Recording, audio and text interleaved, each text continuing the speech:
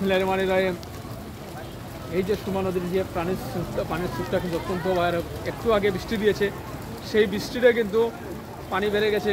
পানির স্রোতই বলে দিচ্ছে যে সুরমা ক্রমশ তার ভয়ঙ্কর যে রূপ সরচিত, যে তার যে স্বরূপ যেটা ভয়ঙ্কর রূপ, সে রূপটা কিন্তু এখন দেখাচ্ছে। এই স্রোত যতই গতিতে গেছে ততই কিন্তু মানুষের মধ্যে একটা হাহাকার আর্তনাদ শুরু হয়ে গেছে, যে মানুষ খুব কষ্টের মাঝে আছে।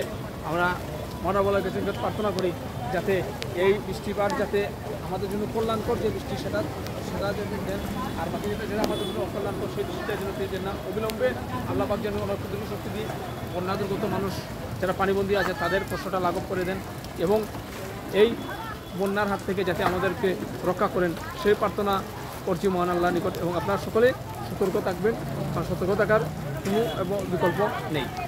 এবং সেই সাথে প্রত্যেকের ধর্ম অনুযায়ী আল্লাহর নিকট প্রার্থনা করুন যাতে এই আগ্রাসী বন্যা থেকে যাতে আল্লাহ পাক আমাদের সবাইকে, দেশ ও জাতিকে আমরা রক্ষা করেন।